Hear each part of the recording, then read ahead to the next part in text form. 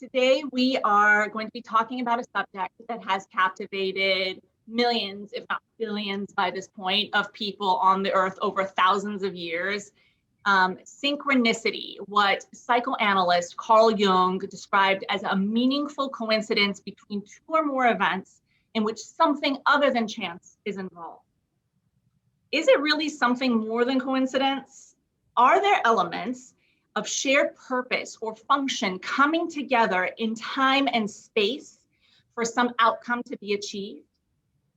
Is it all math and coincidence? Or can we tap into the power of synchronicity to live more meaningful, connected, vibrant lives? With me today to discuss this topic in detail is Dr. Ken Harris, Master of Science, Doctor of Chiropractic, holistic health practitioner, educator, author, lecturer, and founder of the Waldick Wellness Center in New Jersey, which is a multi-doctor facility providing all natural health and wellness for 45 years. In 1993, Dr. Ken established Mind Body Wellness Education Center, dedicated to the exploration, understanding, and promotion of the mind-body spirit connection. Now he's written the book, Synchronicity, the magic, the mystery, the meaning. And he's with us here today to explore this topic, this concept of synchronicity, and what he believes it can do for us. I'm delighted to have him join us. Thank you, Dr. Ken. Welcome. Well, thank you for having me. I feel, as I always say, humbled and honored to be a guest on your program. Thank you. So, Dr. Ken, how do you describe synchronicity? What is your definition? What is the definition? It's meaningful coincidence, but it has purpose. It has to have some underlying reason for the people meeting in time and space at very specific times and very specific spaces. There are no random acts in the universe. The universe is intelligent, and so it orchestrates all the details, all the circumstances, places, times, and events for us to meet at just the right time. And I met you on Facebook at just the right time. So here we are. Instagram, yeah. Oh, Instagram. I'm sorry. Yeah. What do you mean by the universe is intelligent? Can you tell us more about that? Because we don't grow up with that paradigm at all in our systems of thought in mainstream culture. Right. Well, there is a quantum field of energy that we're all part of and we're all connected in.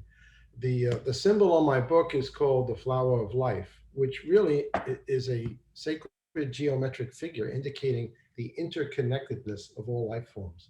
So we're in an energetic grid. We're all, what I feel, you feel, what you feel, I feel, but it's all subconscious. It's not on a conscious level. There's really one body of humankind, and whatever anyone is experiencing, everyone is experiencing at some level. So we're holographic in nature. We're holographic in nature. Yes. That's interesting. I know that there's I've read the concept of or heard about the concept of in Hermetic philosophy. And Hermetic philosophy is something from thousands of years ago that said everything in your mind is actually a reflection of everything that is outside. And kind of hologram idea. Can you tell us a little bit more about that? Am I kind of on the right track in terms of your definition, or is it something different? No, we're in the same page, same book. There's one consciousness. There's one mind. There's not 8 billion individual minds. We're all. Think of it this way. I'll give a modern day analogy. There's a mainframe. Some people call that God, but whatever you want to call it, the organizing intelligence. And we're all substations into that mainframe. Just like IBM had thousands of computers all around the world, but they were tied into their mainframe. So you and I are tied into the mainframe of the one consciousness. That's how the metaphor I would give you. And some people have access codes in, and some people are locked out. They forgot the passcode. But I'm going to give you a secret. The passcode to the mainframe is love. If you have unconditional love in your heart, they let you into the mainframe. So why is it that so many people feel disconnected? Why is it, depression rates are increasing, anxieties increasing, depression rates are increasing, anxieties increasing, at least according to the numbers that were being shown. And certainly in this post-COVID world right now, it's getting worse. I mean, I have some of my physician friends who are saying, like, every other patient I have right now, I'm referring to behavioral health, which is another way of saying mental health services. You know, is it that we're just completely disconnected from love? Well, I think we have spiritual amnesia. We have forgotten. From love we have come, and unto love we shall return. And so there's people are walking around with spiritual amnesia. They just forgot. And then the circumstances of your life will wake you up, hopefully. Eckhart Tolle, you know, the modern day philosopher, says everything that happens to you is the attempt of your soul to reawaken you to the memory of the one. You know, So, I certainly lived a life where I was a very loving being, but the day-to-day existence was so disconnected from that source of love that it took something huge in my life to reconnect me to it. And amazing things have come out of that. Amazing things have come out of that. So this spiritual amnesia, it seems to me that we are, you know, people who are disconnected, then they don't model that for their children, right? And so the children also are brought up not being connected or having a spiritual amnesia. well, the children start out connected. If you want to know what heaven's like, look into the eyes of a baby. They still have the conscious memory of the connection to the one.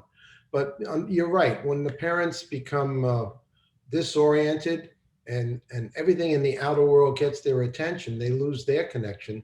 And then the children are not modeled appropriately. They see their parents worrying and fearing and fretting. And that's what's taught to the children early on, that life is to be fearful. You got to fight. It's competition. It's dog eat doggy.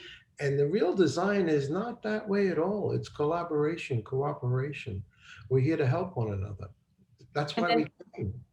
That's why we came. We came to reestablish our connection to source, to be in flow, to be connected. Yes, absolutely. You know, there's celestial seasonings. You know the tea? Yeah. Okay. Yeah. Sleepy time. Okay, right. So when you flip open the carton, there's usually a little story in there. Yeah. So there was one story once they showed a group of people sitting in a room around a large cauldron of soup, and had these very long wooden spoons, and they were trying to to feed themselves. They put the spoon in, and out it would come, and it would go over their shoulder, et cetera, et cetera.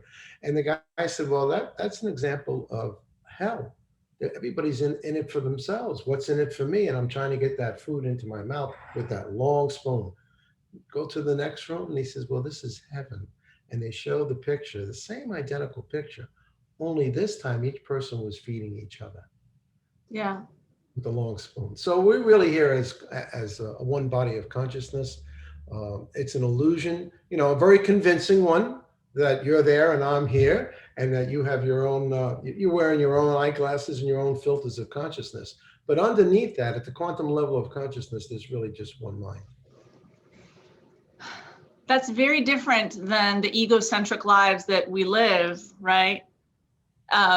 They say, communism didn't work, and I'm not, this is not a vision of communism that you're showing, but the idea was like, communism didn't work because people really ultimately want the best for themselves, and they're out for themselves, right? So the idea that that's part of human nature to want to be preserving the self, preserving your children ahead of other people's children. I mean, so how do you marry that concept? So here's the deal. We are human beings. Mm-hmm. Human nature is egoic. It's separated. Okay. What's in it for me? That's the voice of the ego. Every time you walk into a situation and you start asking that question, what can I get out of this? That's your ego speaking.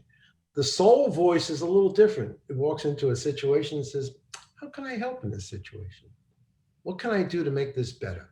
So we are hyphenated beings. There is a split. There's a veil in consciousness. And usually the trials and tribulations, the ego gets tired. After a while, it says, all right, I give up.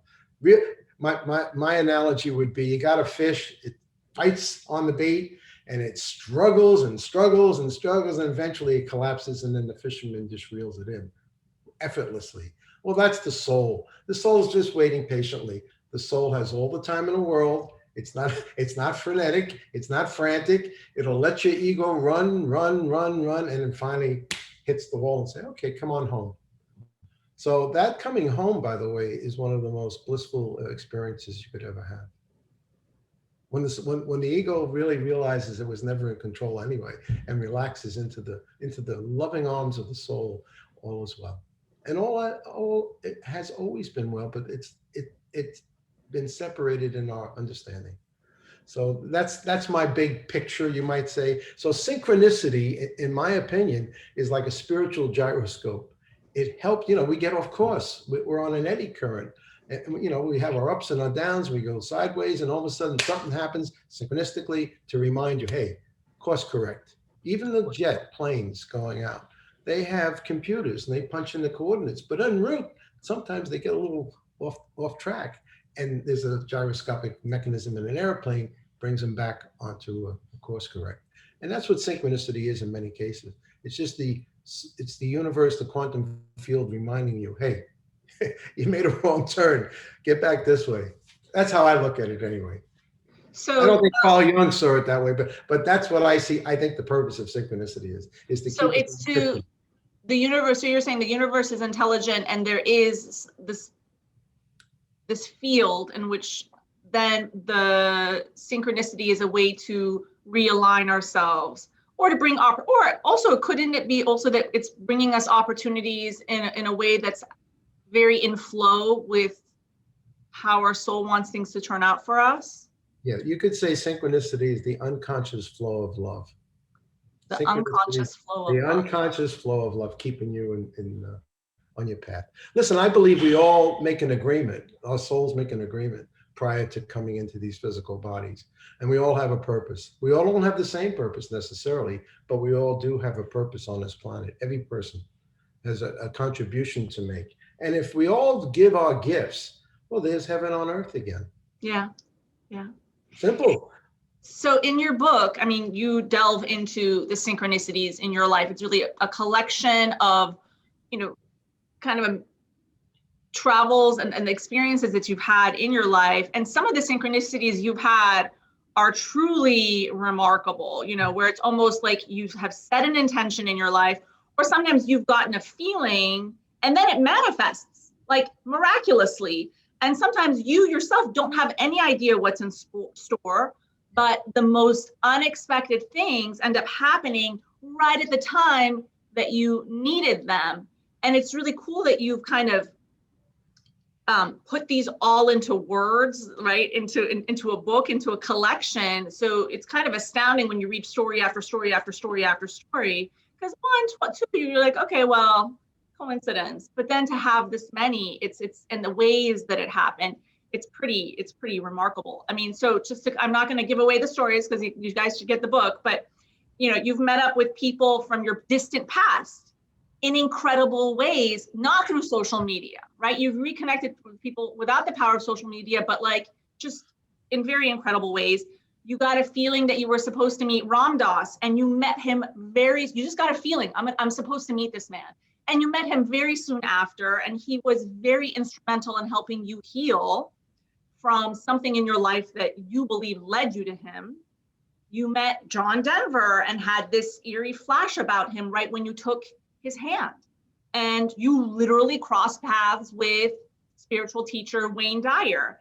And the way the story unfolds, it was like the universe wanted you to meet so that you could heal each other. And it's a great story, beautiful story. When I read it. And then you also dreamt that you're going to meet Deepak Chopra. And then you literally run into him very soon after. Like, how do you make sense of these? I mean, you've already told us a little bit, but like, is it just you, or can other people access this too? Everybody can do it. Yeah. Synchronicity is ubiquitous. I would maintain that people are having them all the time. They're just not aware, awake, and alert to the fact that they're right in front of their own eyes. Now, there are two ways I know of manifesting synchronicity. One of them is totally conscious, and the other is gifted. Let's do the conscious one first, the neuroscience behind synchronicity manifestation. Now, I'm going to be next week with Dr. Joseph Dispenza. Some of your audience may or may not know him, but if you don't, I highly recommend you look up drjoedispenza.com. And he has found through his studies, through neuroscience, that if you hold a clear intention, a thought, you actually create an electrical field in your brain that is measurable. And if you can neural link an elevated emotion to that thought as if it has already happened in present time consciousness, you create an electromagnetic arc. Thoughts are electrical, emotions are magnetic. You now neural link them, and they go out to the field of infinite possibilities and will draw the people, places, and circumstances right to you. You don't have to go out looking for them. That's one way. What you're saying is that your emotion actually creates a change in your magnetic field. Yes. Emotions are energy in motion, and there's a magnetic force that's created in the body, just as it is in the brain. And so that is like, I would call that radio station God. You start to broadcast, and you're sending the signal out, and the universe is ordered. It's an orderly universe. It's not chaotic, and it'll bring an answer to you. The gurus knew this. In India, they knew they didn't have to go anywhere. They would have the whole world come to them. So the neuroscience now is supporting that. Wow. Scans and blood chemistries and people getting better that shouldn't get better. The so-called incurable illnesses are disappearing. It's amazing. I think we're right on the precipice of a major breakthrough in healing. That there'll be less need for what I do as a chiropractor and what you do as a physician, that most people, if they learn this type of meditation training and can access the field, will actually go in and heal themselves. I think that's where this whole thing's moving, energetic. Energy can change matter faster than matter can change matter. So can I ask you a question? I mean, Yes. Since we're not connected, let me take it to another notch, right? The idea is that we're doing this for the greater good, right? But there are people here who are not promoting things. There are people on this earth who have tendencies, childhood wounds, maybe their brain neurocircuitry. They're not here for the greater good. They're not love connected. Can people tap into this for their own gain and for the detriment of others? I think is there something in this universal intelligence that is promoting that, the dark side? Well, it's not good versus evil. It's the one field. Everything is contained in the field. It's not them and us. It's not the devil and the angel having this battle that modern Hollywood always has, the good and evil forces fighting each other. It's all one force. It's the light and the shadow, and it coexists at the same time. So the illusion is by our five senses: sight, sound, taste, touch, and smell tells us that you're there and I'm here. But that is not the truth. At least quantum physics has shown us that. They know with electrons now, if you spin one in one direction, and you can have a reciprocal spinning thousands of miles away. I do energetic healing on people all over the planet that way. So this idea of you're there and I'm here is an illusion. A very convincing one, as Einstein said, but it's still an optical, he would call it an optical delusion. So we're all in this together. It's all, there's no other. In my understanding, there really is no other. What I do to the least of them, I do to myself. It's all connected. It behooves me to be kind to you because I'm being kind to me. This will end wars. This will end fighting. This will end poverty on the planet. Once the consciousness reawakens, like, oh my God, it was me all along. Why was I doing that to myself? Right. Why was I shooting myself in the foot? Now you're from Persia, and my country says they're the evil empire. Nonsense. Persia's not the evil empire. They're some of the most cultured, highly evolved souls on this planet. But all our news shows us is the Ayatollah, and he wants to kill everybody. Not true. You know that. Yeah. Coming from that culture. And I feel the same right now about divided politics of this nation over the past 5 years. That it's the us versus them narrative does not serve the greater whole. Like, it does not serve to advance anything. I've always said, even in the times that things are the most tense, what you're seeing on the news, if you see the connection between the two divided sides, come with empathy, come with trying to see the other perspective, come with love, reduce reactivity. You tap into an understanding, and I think you tap into like a calmness that I feel is not just created from the one person, but like it starts pervading us like from something outside. At least that's how I feel. But that's a good way to feel.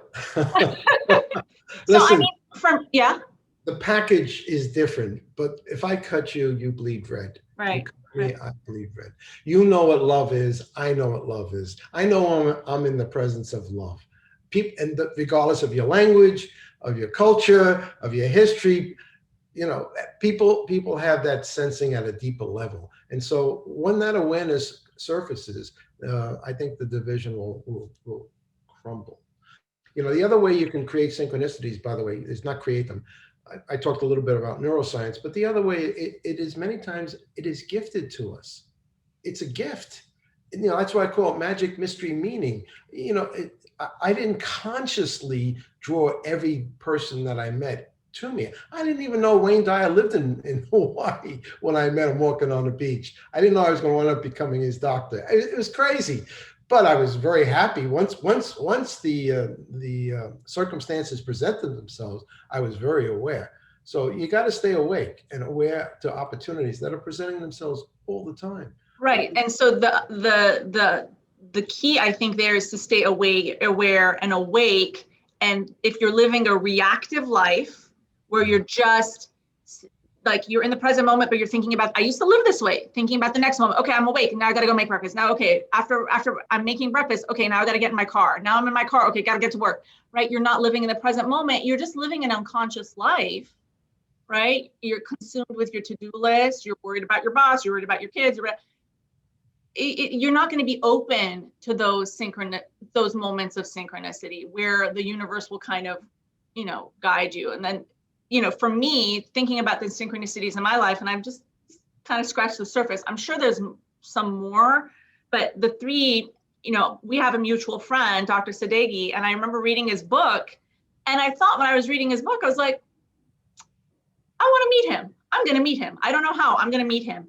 Less than a month later, I met him, and on the spot, he gave me his phone number.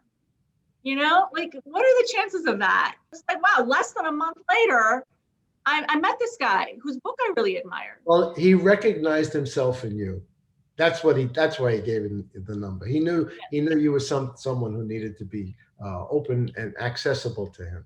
Yeah. So he just recognized parts of himself in you, and you share the same DNA culture. So that's another, you know, kudo on top of that. Another synchronicity is, you know, I remember being with my husband early on when we were dating, and I was just kind of relaxed, and, you know, being with him versus being in my frantic life, you know, being with him, I was like calm and relaxed. And I remember saying out loud, oh, and this thought came to me. I wish the girl from Ipanema song, I wish I could hear it right now. And he turned on the radio. We didn't even change the radio station, but right as we turned it on, the girl from Ipanema was playing. Like, that is so weird to me. Another synchronicity is a friend of mine has been talking about finding her long lost relatives. For several years, we've been having this discussion. She's on the search. And I just recently found out that her long lost relatives are actually people that are my close family friends. It's just crazy to me that my close family friends are actually my other friends' long lost family. Like, well, you're the link. I don't think it's crazy at all. I don't think that's mathematical probability. You know, people used to ask me, what's the likelihood of these things happening? And I say 0 to none. Yeah. They're not permutation computations, mathematics. No, we are sending and receiving messages constantly to one another. We're sending and receiving messages constantly to one another, and we may not even know it. That's right. It's most of what we experience is subconscious. Subconscious. You're only seeing the tip of the iceberg. 2/3 of it is below the level. You know, below the waterline. this goes back to the Hermetic philosophy I was talking about from thousands of years ago, that what is within, so without, or what is without, so within. Right. As below, so above. Same thing. Yeah, something like Same that. principle. Yeah. Yeah. So, but it's true. It's true. You know, the universe didn't didn't come about because of a big bang. That idea that the universe started with this explosion, and then somehow lightning struck the oceans, and out of that so-called accident, this double DNA molecule came into beingness. That takes a lot of faith, I think, for people You to think believe. so? Yes, I can see it happening. I really do. Oh, a lot of time. You know, I don't know how many millennium or millions or billions of years it would take for that so-called random coincidences to happen. I don't believe that at all. You know, wherever you see creation, wherever you see evidence of creation, there's some kind of creative force behind it. Things, everything in the phenomenal world, everything in the material world was once a thought in someone's mind. Yeah. Everything, you know, those beautiful flowers, the thing behind you, your dress. Someone thought that up before it manifested in a phenomenal world. And so the universe itself maybe was just a thought in the mind of this intelligence, this creative intelligence. Now, I don't want to get into religion, you know, the name of that, and we're going to have a war. Listen, we're still having wars over what's the name of God, you know, and that's ridiculous because Yeah, that it only is pretty serves to ridiculous. separate us more. But I think we can all acknowledge there is that something, by many names it is known, that is responsible for the creation. Creation doesn't happen spontaneously. So, Dr. Ken, let me ask you, you know, looking at the synchronicities that you've collected in your own life, I noticed a lot of them happened when you were in nature or when you were on vacation or somehow having some downtime. And I thought that was very remarkable. You wrote a little bit about some synchronicities in your daily work life, but most of them happened on vacation or in nature or both. Can you talk a little bit about that and, you know, give us clues on why you think that is? Well, I think you're relaxed, you're open to what's present. You don't have a lot of this monkey mind chatter going on. You know, one of the 7 spiritual laws of success that Dr. Chopra teaches is accessing the field of infinite possibilities. The number one thing you got to do is be in nature. I am in nature every single day. I take a walk on a beach or in the forest every single day of my life to reconnect to the field, which then opens your heart chakra. You're relaxed and you're more aware, awake, and alert when you're in that state to connect the dots. And the other thing is, you know, I'm friendly. I talk to people. If you want to have more synchronicities in your life, just be friendly with people. See, ask yourself, how can I make this person's day a little better for them? So I say good morning, good afternoon. And if I sometimes give compliments, only if it's genuine. And, you know, I ask questions. You know, I'm going to make you laugh. People ask me all the time, where are you from, Doc? And depending on their level of awareness, I assess it energetically. I say the same place you're from. And they look at me like, oh, what are you talking? If they go, what are you talking about? Oh, some of them just smile and they get a little gleam because we all come from the same place. Then they'll ask me, what are you doing here? And I says, just visiting. Aren't we all? And again, whether they get that or not. And if I see the glaze comes over, then I say I'm from New Jersey and I'm visiting my kids. I quickly, you know, recalibrate. But yeah, I readjust it to be kind. I don't, you know, because I can see sometimes they look at me like this guy's crazy. He's telling me I'm from the same place. Anyway, but I find people are friendly. My experience has been most people, if you say good morning, good afternoon, how you doing, they'll engage you, particularly if you're in a natural setting. There's no competition in the forest. We're not, you know, or on the beach. We're just all open. So the number one thing to have more synchronicities, talk to strangers, because I'm going to tell you this. Strangers are your friends you just haven't met yet. I'll say that again. Strangers are your friends you just haven't met yet. Have that attitude. And I've met people I was related to and I didn't know it. Now go figure that one out. when we went deeper and deeper. And I always have the ability to connect. I'm a very good connector. Like Hansel and Gretel had all the breadcrumbs to find their way home. Although my friend told me the other day that the birds came and ate the breadcrumbs and they got lost. I didn't know that. I didn't know that story. I don't think, is that true? I don't know. He said, hey, by the way, the birds ate it. They couldn't find their way home. But I think we find our way to one another and to ourselves many times through these synchronistic events.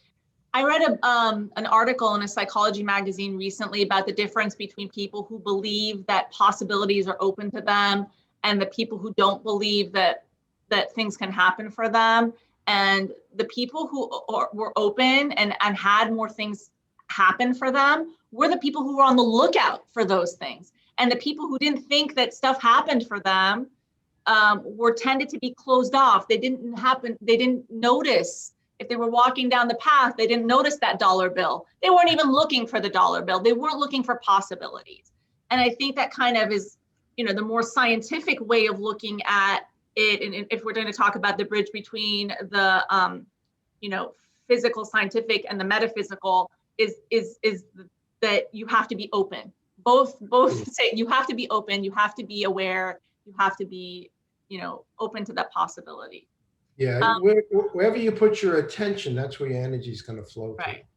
So you're absolutely right what you just said. I'd like to just read some of the qualities of people who have synchronicities. Please. The audience, and this is taken from there's a famous MD PhD physician at the University of Arizona Consciousness Studies, Gary F. Schwartz.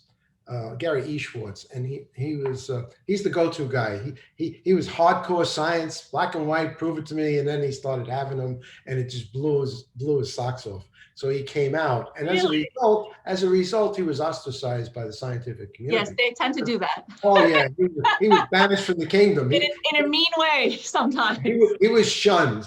But in his book, he says, Dr. Schwartz says there's certain qualities or personality traits of people who tend to have synchronicities. And by the way, what you said is absolutely true.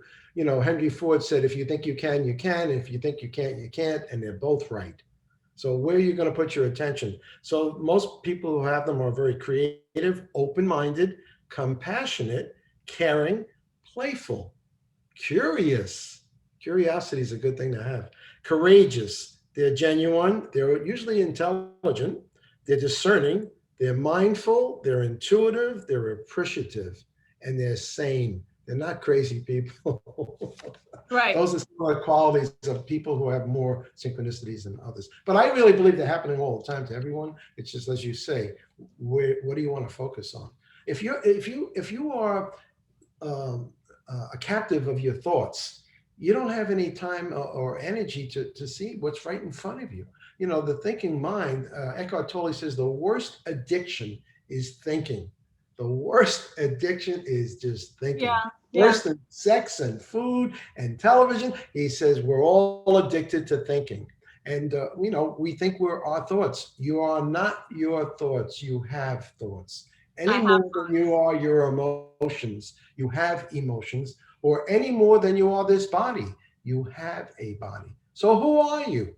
You're the witnessing presence to the body, the mind, and the heart. That's who we are. We are the witnessing consciousness. As my friend Ram Dass would say, I am loving awareness. I am loving awareness. That's who I am. And when I see you, that's who I see you as. You're another aspect of me. And it's really, it's really remarkable to me because a lot of what you're saying, science is now backing up. Now we have about 30 years of mindfulness research that shows that the practice of mindfulness, noticing your thoughts instead of being enveloped in them, looking at things with loving awareness and being in tune with that actually helps your blood pressure, your skin conditions, your autoimmune conditions. Like, this is really how we can hyper heal ourselves into, in the next years, is to absolutely and to help reduce all of these health problems. And really that's, you're not having these health problems because you're more in flow. You're more aware. You're not, a victim of your mind and the emotions that get triggered or the thoughts that get triggered by the emotion. And so you can then access and be in the present moment and then you're open to the synchronicities. It all flows and is connected together. I love unconscious flow of love. I'm telling you, if you're attached to your thoughts, you're either going to be anxious or you're going to be depressed because you're going to flip to the future or you're going to go to the past. You're going to try to unhappen what has happened, which is impossible, or you're going to run ahead, fretting, maybe coulda, woulda, shoulda, and it never happens anyway. My wife watches the news sometimes with the weather. I said, honey, you want to know what the weather is? Go outside and take a look. Because one day out, they're wrong 99% of the time. Yeah. They're trying to predict, as they are with most things in the world. We get too far ahead of ourselves. The only place life can be known is in the now moment. In the now moment. It's so true. Otherwise, it's an imagination. When people sometimes have recall, they say, oh, this happened to me back then. But the truth is, back then, they weren't in the now moment. They were either in the future or the past. They never experienced what was happening in that moment. So their recall is distorted. What I wanted to ask you is also about your dreams, because this is, I think, something I don't want to miss talking about. I know you have your bachelor's degree in psychology, and you talk about your dreams in your book. Yes. And there's various opinions on what dreams represent. Some psychologists say, dreams are patterns after which your subconscious and or your conscious mind, it's dealing with stuff. So then you have a dream about it. So your subconscious and conscious can deal with it.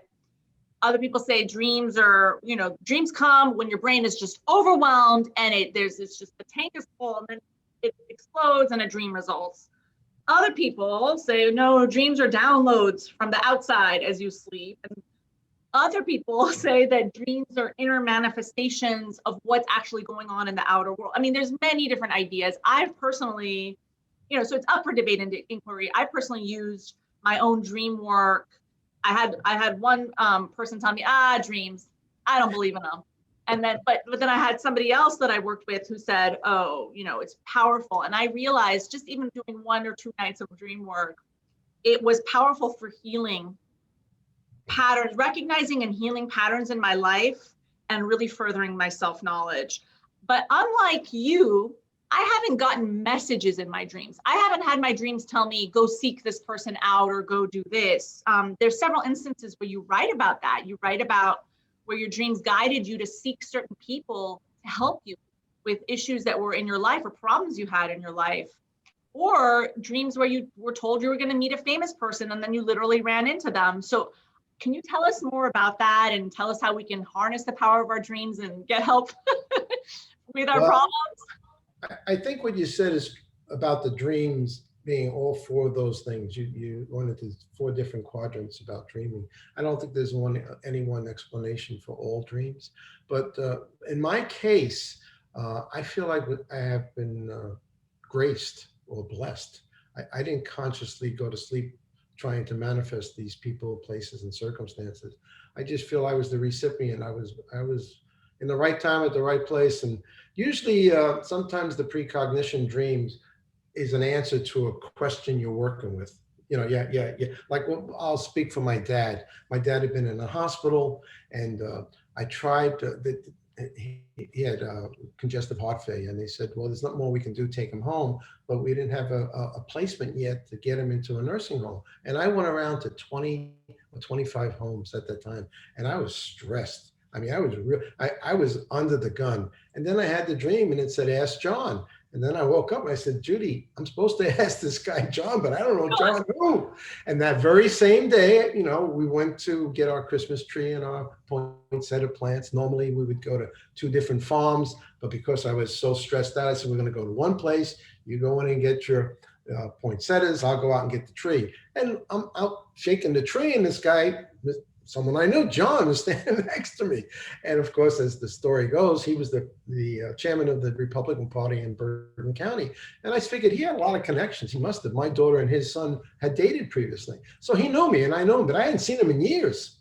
And I said, John, I got this concern with my dad. I can't seem to find him, a placement. And he just smiled. He said, well, can I own 2 nursing homes? Which one do you want him in? And the next day he was in a nursing home. Yeah, but I felt that was a gift. And I was awake, and aware that, and look at all the things, all the tumblers had to work out. We didn't go to the 2 farms because Judy always bought the poinsettias one place and the tree in another. But because of the stress of trying to get my dad placed, we went to the 1 farm. So I was directed to the 1 place, and she chose to go in and I chose to go out. And, I was just so thankful. When that happens, you just say thank you to whoever or whatever's listening. Thank you. Because, there was an answer. So were there things that you did or do to get that answer in your dream, or do you think we're getting these answers, we're just not open to them like you are? well, I think there's a trap door between the conscious and the unconscious. And at night, sometimes that trap door just goes opens, and you get a message. And that's why the developer of my profession, Dr. Bartlett J. Palmer, told people always sleep with a pad and a pencil next to your bed, because you're going to get what we call innate thought flashes. You're going to get messages from the conscious to the conscious. And most of us, if we don't wake up during the REM period, we forget them. But if you wake up and during REM, write them down. So I do. I keep a pen and a pencil next to my bed, because many times, because there's not a lot of busyness going on in the middle of the night, you'll get the messages. The other thing is we're all tied in, to the subconscious, of consciousness. And so there's less freneticism when you're in the dream state than in the awakened state. Oh, yeah. Yeah. So again, I don't have a scientific explanation of why and how and where, but there are precognitive dreams, and there are dreams that will direct you to do in a certain way. So listen, pay attention. That's what I say. By precognitive dreams, you mean dreams that are not associated with the conscious mind?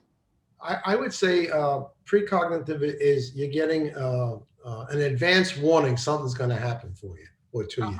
That's precognition. It's gonna show up in the 3D reality when you had it in the quantum field. Like I had a dream. It's crazy. I gotta laugh. I had a dream I was going to meet Deepak Chopra, I was going to meet Wayne Dyer and Oprah Winfrey in the same dream. All three of them. So I already met Deepak. I almost belly butted and knocked him on his one down. And I started teaching one of his classes, the 7 Spiritual Laws, and he gave me his blessing. Then I meet Wayne, same thing on a beach. He asked me to come and help him. But in the dream, I also was interviewed by Oprah Winfrey. I haven't met Oprah Winfrey yet, but what's happened since, and I hadn't even written the book yet. She was interviewing me in Montecito under the tree about my book. So here's the short and the long of it. Since that time I wrote my book, I met Gayle King walking in the forest. In nature. And I recognized her, and I ran up to her and I said, "Hey, Gail, I had this dream that Oprah's going to interview me about my book." And I tell her the whole story. And I said, I already met Deepak and Wayne, but she's in the dream too. She says, "Give me a card, Ken. Oprah loves stories like this." Still no Oprah. 6 months later, I'm eating breakfast at the Hyatt Regency in La Jolla, California, your neck of the woods. And Stedman Graham sits down next to me. So I got giddy. I said, "Excuse me, Stedman." And I tell him my dream. And he says, "Give me your card, Ken. Oprah loves stories like this." So I know down the road, without a doubt, at some point, it already happened in the 5D reality. It's going to happen in the 3D. Why would I meet Gail and why would I meet Stedman by myself if that wasn't going to be given to me? And that's a gift. That's a gift. And I think she'll love my book. I did send it to her, by the way. So I'm waiting. With the COVID, she's been pretty sequestered. She's not been out in the world, but I'm suspecting I'll be invited anytime soon. But it's all okay. It's already happened, and we just got to stay aware, awake, and alert, and show up. So it's already happened is actually something that mathematically theoretical physicists have figured out anyway. That the past, present, and future, I believe, the past, present, and future are all one. Right. Happening now, right. They're all happening now. I heard this, there was an astrophysicist who said it beautifully. She said, "I tell my husband, I held your hand as I'm holding it now before we were born. And I'm holding your hand as I'm holding it now after we're both gone." Beautiful, beautiful. They sent the electrons and the cyclotron. They photographed them before they sent them. They were photographed them at the end before they even sent them. So, space-time. What does that mean? What do you mean? Well, I think everything collapsed. What you just said, the past, present, and future are all happening now. We have this idea it's linear. It's got to be, beginning, middle, and end. No, I think it's circular.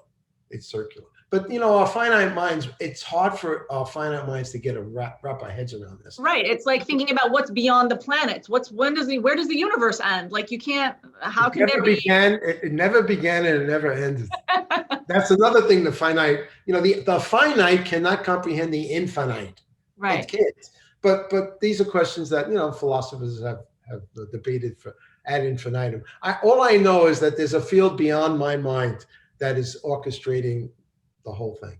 I mean, Yeah. you think it's a coincidence that we give off carbon dioxide and trees, need it, and they give us oxygen? You think that was all by accident? No, it's beautiful. It's beautifully done. It's beautiful. Look, When you nature. actually step back and you look at the intricate ways in which we are connected to the natural world, it's awe-inspiring to me. And the more we can connect ourselves with that, I think the happier, the healthier, more aligned we'll be. Like, I certainly have taken up more gardening and just being in nature since the COVID times. And it has made me a happier, healthier, more balanced person. And I just imagine, wow, if we all did that, like, if we all had that opportunity at least, what would the world look like? Yet we're still creating architecture and city plans without much nature, where everybody's in on themselves, and you can't even hear birds saying. We've created societies where, you don't even see ladybugs anymore because of all the pesticides we use. It's kind of disheartening, but all we can do is have conversations like this and awaken people to the idea of being able to tap in and see the synchronicities and create the synchronicities in their own lives. Well, I'm an optimist. The world's not coming to an end. It's metamorphosizing. Just like is it the end of life for the caterpillar? No, it goes into the chrysalis. It becomes mush, and it comes out and emerges as a butterfly. Humankind is going through that right now. We're going through a metamorphosis, but I'm hopeful that we're going to reemerge. I would also say that, the tree analogy, trees heal each other, trees through the root system. In the forest, they have discovered that trees are all connected underneath, in the subconscious, under the soil. They send shoots and roots out and actually send nutrients back and forth to damaged trees to help the forest. So if their trees can do it, why can't we? And we can. There's long distance healings. There's the power of prayer. It's not woo-woo stuff. It's actually measurable. They know through various double-blind studies that people who are prayed for with the right intention get better statistical outcomes than people who are not prayed for. So how does that work?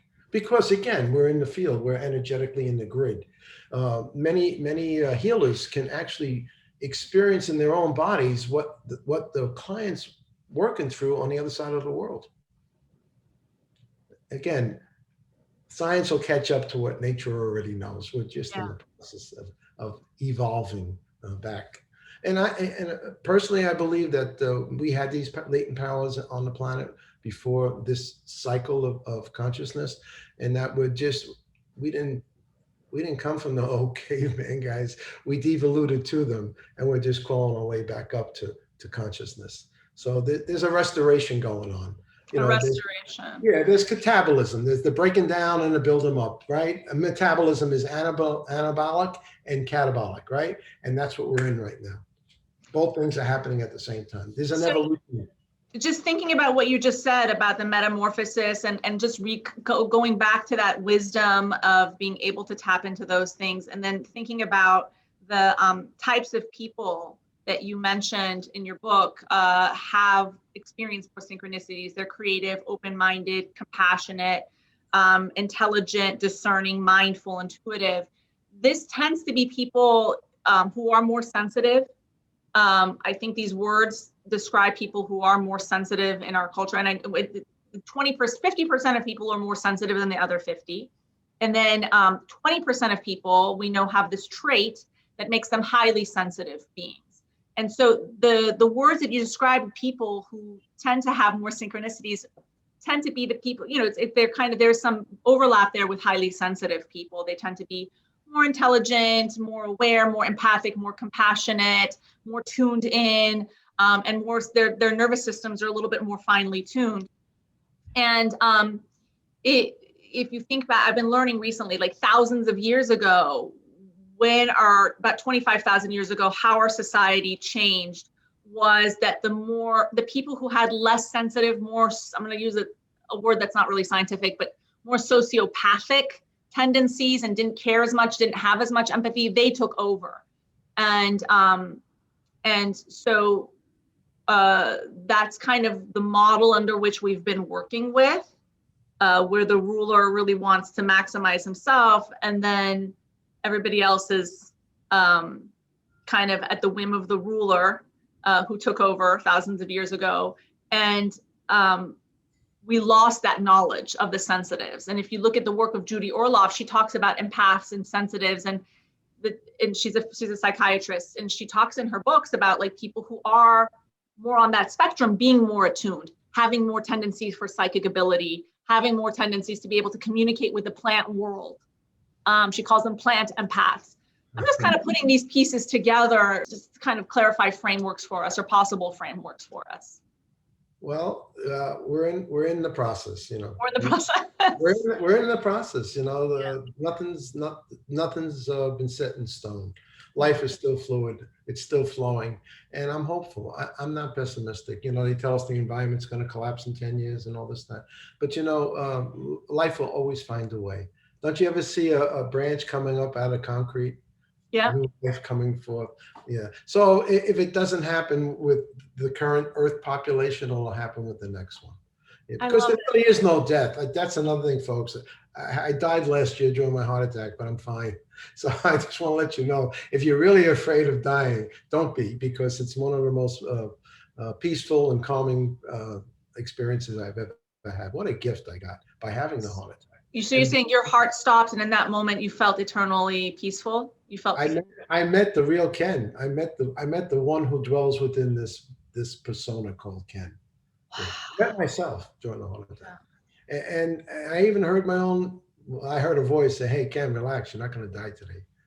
It's in my next book. It's going to be called Extra Innings, a Reprieve from Sudden Death. Because I can't wait for you to write it. I can't wait for me to read it.